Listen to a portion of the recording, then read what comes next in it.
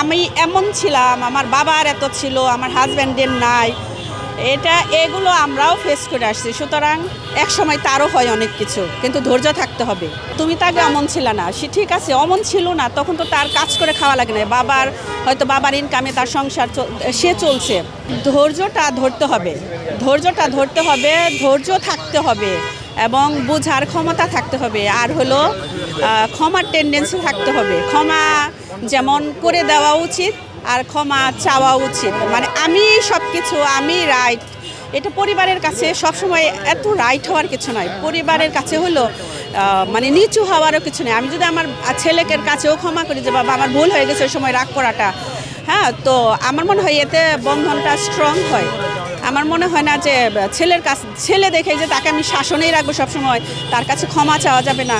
আর আমি একটু বয়স দেখে যে আমি সবসময় রাইটও না, আমারও ভুল হতে পারে। সেই ক্ষেত্রে ক্ষমা একটা বিশাল, আমি মনে করি মানে আমার কাছে ক্ষমা করে দেওয়াটা, ক্ষমা চাওয়াটা, এটাই পরিবারের মধ্যে ছোটো বড় কিছু না।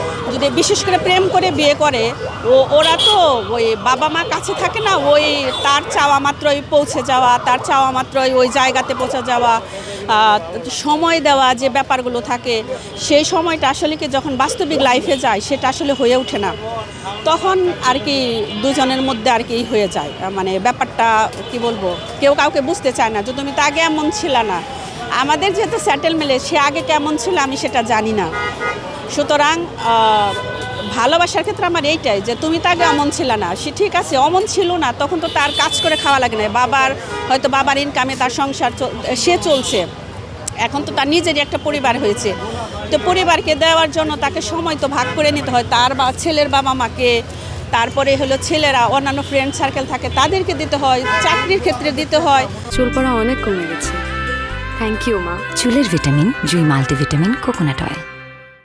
সুতরাং আমি সব এটা বললে তো চলবে না, সে একাই আমি সব কিছু, এটা বলা ঠিক হবে না। সময় সবারকে মানে ভাগ করে করে আলাদাভাবে দেওয়া, তারপরে হয়তো একটা সময় হয়তো একটু মনোমালিন্য হয়, তারপরে এটা ধৈর্য ধরতে হবে। আমাদের সেটেল ম্যারেজ তো যদি আমাদের একই থানায় আমাদের বাড়ি, কিন্তু আমরা আসলে কেউ কাউকে চিনতাম না। সে জাহাঙ্গীরনগরের স্টুডেন্ট, আমি ইডেনের স্টুডেন্ট ছিলাম। তো পারিবারিক দেখার মাধ্যমে আমাদের আর কি বিবাহ হয়। তো সেই হিসেবে চলতেছে। প্রথমেই পারিবারিক যে বন্ধনটা ছিল সব কিছু নিয়ে, শ্বশুর শাশুড়ি সব মিলিয়ে যেটা থাকে। তো আমার তো আম্মা ছিলেন না, আমার বিয়ের আগে আমার আম্মা মারা গেছেন, তো শাশুড়ির সেই ভালোবাসাটা পেয়েছি, ওনারা দুনিয়া থেকে চলে গেছেন। তারপরে এখন সন্তান, 2টা ছেলে এবং হাজব্যান্ড, এরাই আমার ভালোবাসার জায়গা।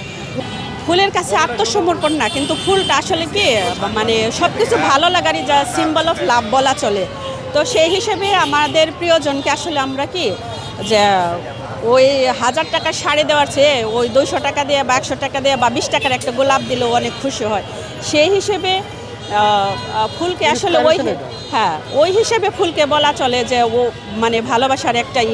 তো ভালো লাগা, ভালোবাসা সব কিছুর মধ্যে, এবং মৃত্যুর সময়ে আমাদের ফুলটা কিন্তু লাগে সেই হিসেবে। তার মানে কি ফুলটাকে আমরা আসলে মানে দামের ক্ষেত্রে ওইভাবে চিন্তা করি না, এটাকে আমরা ভালোবাসি। ফুলকে ভালোবাসার কারণে ভালোবাসার মানুষকে ফুলটা আসলে আমরা দিই, এই হিসেবে চিন্তা করা।